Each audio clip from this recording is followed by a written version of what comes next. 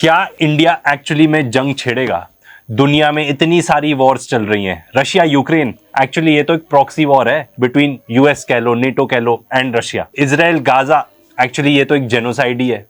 Israel Iran के बीच में भी 12 डे वॉर हुई थी, जो बहुत लोग एक्सपेक्ट कर रहे हैं कि हो सकता है फिर से चालू हो।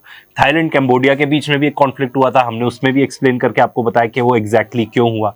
कोई पर्टिकुलर रीजन नहीं था कॉन्फ्लिक्ट का। येमेन और यूएसए के बीच में भी वॉर चली थी, जिसमें फिर यूएसए ने हाथ जोड़ के वापस आ गया कि हमारी तो मिसाइल्स खत्म हो रही हैं। येमेन और इजराइल के बीच में भी कॉन्फ्लिक्ट चल रही है। इजराइल ने येमेन के ऊपर बॉम्बार्डमेंट की, वहां पे उनके प्राइम मिनिस्टर को ही खत्म कर दिया एंड रिपोर्टेडली और भी सारे मिनिस्टर्स थे, उनको भी साथ में। कितने टाइम तो हम यहाँ पे वीडियोस बना रहे थे और बस बाहर के ही दर्शन ले रहे थे कि अच्छा वहां पे ड्रोन उड़ गए, मिसाइल्स उड़ गई, ये डैमेज हो गया, वो डैमेज हो गया। फिर उसके बाद हो गया पहलगाम टेरर अटैक और उसके बाद हुआ ऑपरेशन सिंदूर। तब जाके असली में रियलाइज हुआ कि जब खुद के देश में वॉर चालू होती है तो कैसा होता है। फिर जब हमारे यहाँ पे ड्रोन्स आने चालू हुए, मिसाइल्स आनी चालू हुई, एयर बैटल था जो इतने टाइम तक लास्ट किया। लकीली हम तो उस एरिया में नहीं रहते जहाँ पे ये सब हो रहा था, बट फिर भी हमारे जान पहचान वाले परिवार वहां पे रहता है एंड उन्होंने बताया बात बात पर ब्लैकआउट, कहीं बम फूटने की आवाज आ रही है, लिटरली आजू बाजू में उन्हीं के शहर में। कारगिल कॉन्फ्लिक्ट के बाद इंडिया पाकिस्तान के बीच में कभी भी टेंशंस इतनी ज्यादा थी ही नहीं। उसके बाद हमारे प्राइम मिनिस्टर की ऐसी स्टेटमेंट्स आती हैं, ऑपरेशन सिंदूर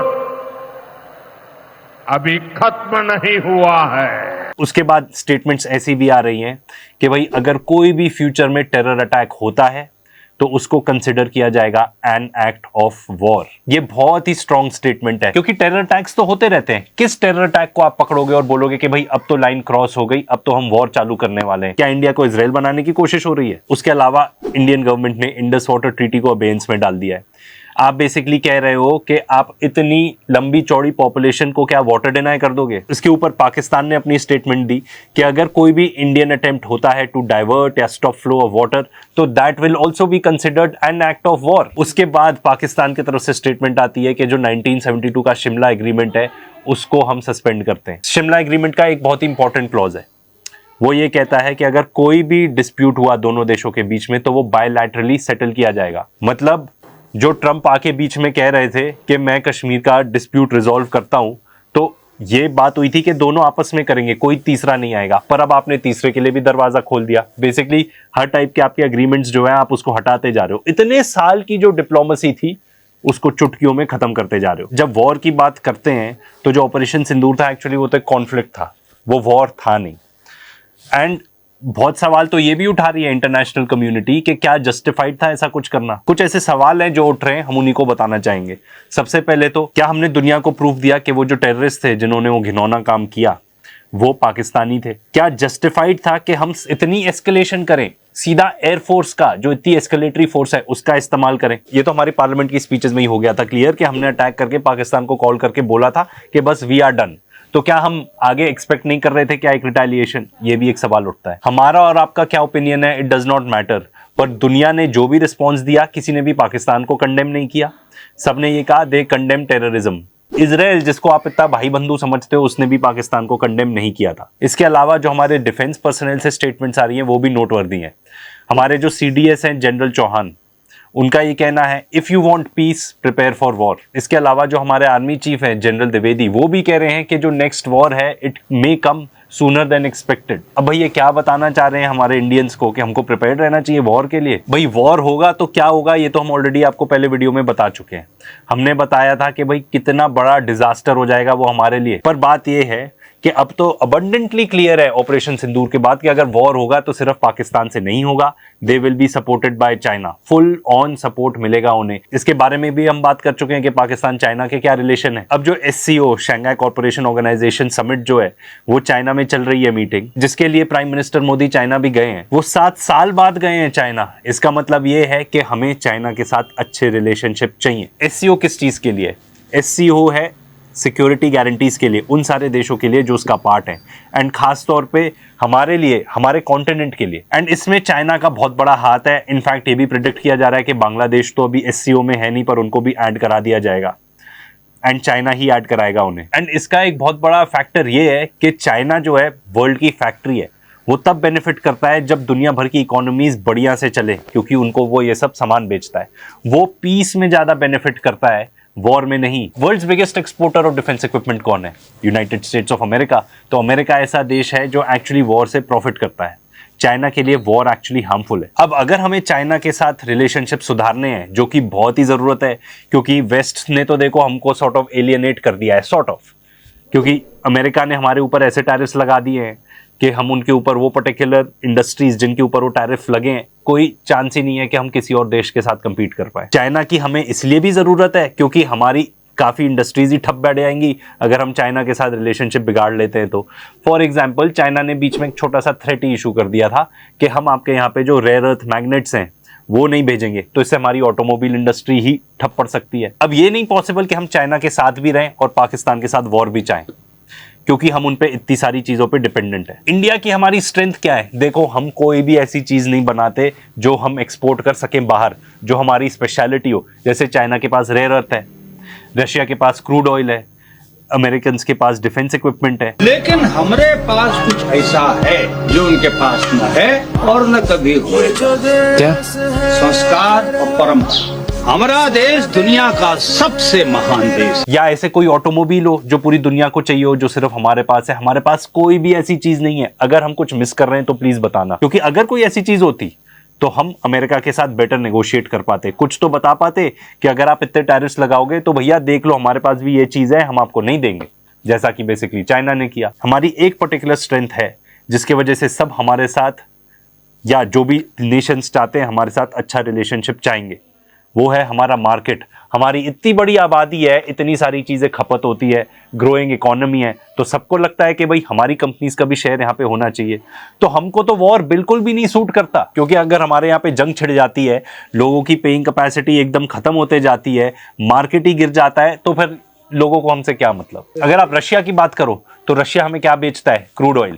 उसको हमारा मार्केट चाहिए क्योंकि यहाँ पे इतनी ज्यादा खपत होती है ऑयल की। One of the biggest consumers हैं हम ऑफ पेट्रोलियम प्रोडक्ट्स। यूएस के साथ हमारा क्या माजरा है? क्यों उसने टैरिफ्स लगा रखे हैं? अगर आप ये वाला फैक्टर छोड़ दो कि भाई ट्रम्प एक ईगोइस्टिक इंसान है और उसको सीजफायर का क्रेडिट चाहिए था, उसको अगर आप साइड रख दो, उनको एक्सेस चाहिए हमारे एग्रीकल्चर के मार्केट का।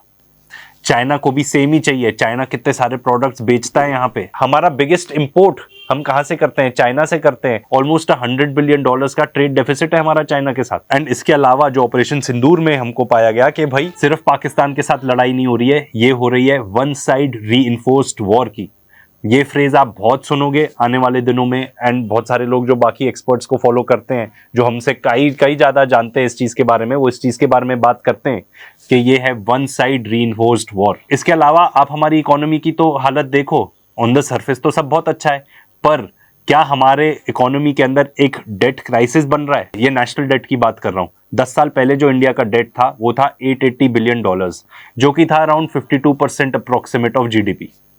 आज के डेट में ये हो गया है ऑलमोस्ट $2 ट्रिलियन, जो कि है ऑलमोस्ट 80% ऑफ जीडीपी। हमारे देश में कितनी सारी चीजें हैं जिसकी वजह से ये डेट बढ़ रहा है, वो एज फ्रीबीज दी जाती हैं। वो किसी ऐसी चीज में नहीं लग रही कि उससे पैसा वापस आएगा। फॉर एग्जांपल 80 करोड़ लोगों को अनाज देने के लिए हमारी सरकार खर्च करती है ऑलमोस्ट 2 लाख करोड़ रुपए। ये कहीं पैसा वापस तो नहीं आएगा ना इकोनॉमी में, कि किसी पर्टिकुलर चीज में इन्वेस्टमेंट किया एंड अब पैसा वापस आएगा, रिटर्न मिलेगा। ये तो आप इसलिए दे रहे हो ताकि जो 80 करोड़ लोग हैं उनको अनाज मिल सके। अब हम ये नहीं कह रहे कि भाई इस चीज में पैसा खर्च नहीं होना चाहिए, हम आपको ये बता रहे हैं कि हमारे देश में डेट काफी तेजी से बढ़ रहा है। मतलब आप ये सोचो, आजादी से लेके अब तक तो 880 बिलियन था हमारा डेट, अब वो एकदम से पिछले 10-11 सालों में 2 ट्रिलियन हो चुका है। तो क्या ये वरिंग बात नहीं है? ये सब बताने का मकसद आपको ये था कि हमको अपनी इकोनॉमी में फोकस करना है। अगर हम वॉर जाके लड़ लेते हैं किसी से भी, बहुत हालत खस्ता हो जाएगी हमारी। इसके अलावा आप मिडिल क्लास की हालत देखो। मिडिल क्लास इतने ज्यादा डेट में है।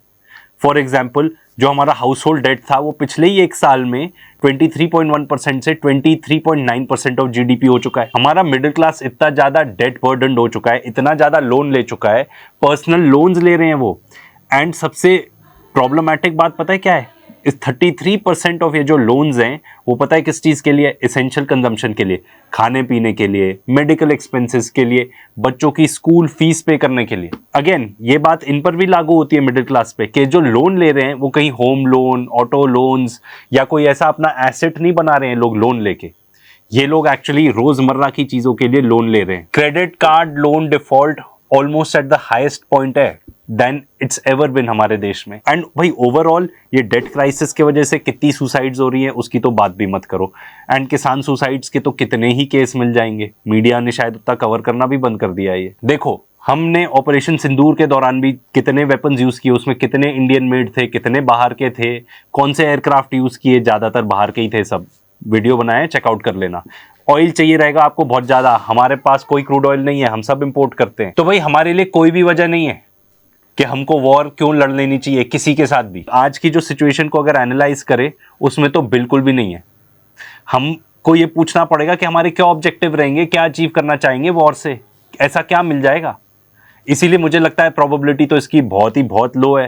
And if anything, if you ask me, operation Sindoor के बाद तो और भी ज्यादा कम हो गई है ये। एंड आज के डेट में हमें सख्त जरूरत है कि भाई हमारे आसपास जितने मुल्क है ना उनके साथ अच्छी रिलेशनशिप मेंटेन करें, उनके साथ ट्रेड करें। एंड अगर आप कश्मीर की बात करते हो कि भाई वो एक पर्टिकुलर ऑब्जेक्टिव हो सकता है, तो भाई कश्मीर का कोई मिलिट्री सोल्यूशन निकल ही नहीं सकता, मिलिट्री सोल्यूशन है ही नहीं। हमने तो उसके बारे में पूरी वीडियो भी बनाई है, जरूर चेकआउट कर लेना कि क्या पीओके हम ले सकते हैं via using actual military means. India को जरूरत है कि अपनी इकोनॉमी पे फोकस करे, ठीक है ना। वो बच्चों को नहीं बोल देते कि भाई अभी एग्जाम का टाइम है, पढ़ाई पे ध्यान दो, इधर उधर खेलने की जरूरत नहीं है। हमारे वो हाल है आज के डेट में। आज के डेट में इतनी जो तलवार लटकी हुई है, इनफैक्ट ट्रंप ने तो हमला ही बोल दिया है, अपने खुद के टैरिफ्स लगा दिए 50%। यूरोप को बोल रहा है कि तुम भी टैरिफ लगाओ। सार्क पे भी फोकस करने की जरूरत है। इंडिया तो फाउंडिंग मेंबर था सार्क का, उसको तो भूल ही गए हैं हम। सार्क के ऑल्टरनेटिव बनाने की कोशिश की जा रही है जिसमें चाइना भी इन्वॉल्व रहेगा। तो भाई इन सब चीजों पे ज्यादा फोकस करने की जरूरत है, सबसे लड़ाई थोड़ी करने बैठ जाएंगे हम। एंड ये बात याद रखना, वॉर चालू तो आप फिर भी कर सकते हो, एंड करना बहुत ही ज्यादा मुश्किल हो जाती है। फिर उसके बाद सीजफायर हो जाए तो उस पर भी लड़ाई हो जाती है, मैंने करवाया मैंने करवाया मैंने करवाया। तो देखिए हमने ये तो कंक्लूड कर लिया। एंड किसी को अगर कोई भी डाउट है तो प्लीज कमेंट में लिख के बताना कि इंडिया को कोई भी जरूरत नहीं है वॉर की, हम अपनी पैर पे कुल्हाड़ी मारेंगे अगर वॉर चालू करेंगे किसी के साथ। एंड जो सरकार में बैठे हैं हमसे तो बहुत ज्यादा समझदार हैं, तो ये बात तो अच्छे से समझते हैं। तो ऐसा कुछ होने वाला नहीं है इन ऑल प्रोबेबिलिटी। पर ये याद रखना, अभी जितने भी वॉर्स चल रहे हैं दुनिया में, दो प्रोमिनेंट एग्जांपल्स आपको बताता हूं। रशिया यूक्रेन क्यों नहीं खत्म हो पा रहा? क्योंकि ज़ेलेंस्की और जो बाकी यूरोपियन लीडर्स हैं वो खत्म नहीं करना चाहते। रशिया ऑलरेडी टेरिटरी गेन करता जा रहा है। आपने टर्की में अग्री कर लिया था एक पर्टिकुलर सोल्यूशन, उससे कई ज्यादा टेरिटरी तो आप गवा चुके हो। अभी पूरा देश ही खोना चाहते हो क्या? अगेन इस पे हम रैंट लंबे चौड़े दे चुके हैं, तो this is not the forum for that. Israel जो कर रहा है गाजा में, या जो इनफैक्ट ईरान में भी हुआ, वो क्यों हुआ? क्योंकि कुछ ऐसे पर्टिकुलर मेंबर्स हैं, खासतौर पे नेतन्याहू और जो उसके कोalition मेंबर्स हैं, वो लोग चाहते ही नहीं कि वॉर खत्म हो, वो लोग जेनोसाइड करते रहना चाहते हैं। आईडीएफ के सीनियर पर्सनल, ऑपोजिशन सब आके बोल चुके हैं कि भाई इसको खत्म करो, ये हमारे लिए ही गले की घंटी बनते जा रहा है। पर नहीं, उनको नहीं करना, क्योंकि इन लोगों का पर्सनल बेनिफिट है उसमें। इसलिए पर्टिकुलर वॉर्स या जेनोसाइड आज भी चल रहे हैं। तो ये वॉर्स क्यों लड़े जा रहे हैं? ये ताकि जो लोग पावर में हैं वो सत्ता में बने रहें। एंड ये भी याद रखना, वॉर होंगी तो बेनिफिट किसको होगा? जो ऊपर में बैठे लोग हैं उनको बेनिफिट होगा। जो कंपनीज हैं जो ये सब मटेरियल बेचती हैं आपको जंग लड़ने के लिए, उनको और भी ज्यादा बेनिफिट होगा। तो भाई आज के डेट में इंडिया पाकिस्तान के बीच में मुझे तो नहीं लगता वॉर चालू होगी। पर यह बात जरूर याद रखना, जैसे कि कारगिल के टाइम भी हुई थी वो जो पर्टिकुलर कॉन्फ्लिक्ट, उसमें गवर्नमेंट का बिल्कुल भी सपोर्ट नहीं था। वो एक पर्टिकुलर आदमी ने अपने विल पर चालू की थी वो पर्टिकुलर कॉन्फ्लिक्ट। अगर आगे इंडिया पाकिस्तान के बीच में भी कभी कुछ ऐसा होता है तो ये याद रखना कि एक पर्टिकुलर इंडिविजुअल या कुछ पर्टिकुलर ग्रुप ऑफ पीपल उस चीज से बेनिफिट कर रहे हैं, इसीलिए जंग चालू हो रही है, नॉट अदरवाइज। तो नाज़रीन, ये थी आज की हमारी वीडियो। उम्मीद करता हूँ कि आपको हमारी ये वीडियो पसंद आई होगी। अगर आपको हमारी ये वीडियो पसंद आई हो, हमारी वीडियो को लाइक कर देना है और हमारे चैनल को सब्सक्राइब कर देना है। तमाम इसमें जो हमने इंडियन मीडिया की हमने वीडियोस ली, जिन पर हमने एनालिसिस किया, जिसमें हमने आपको दिखाया, उन तमाम का शुक्रिया अदा करते हैं। मोस्टली जो कि इंडियन मीडिया है उनका हमने इस्तेमाल किया है। दोस्तों, ये थी आज की हमारी वीडियो। नेक्स्ट वीडियो तक दीजिए हमें इजाज़त। अल्लाह हाफिज़।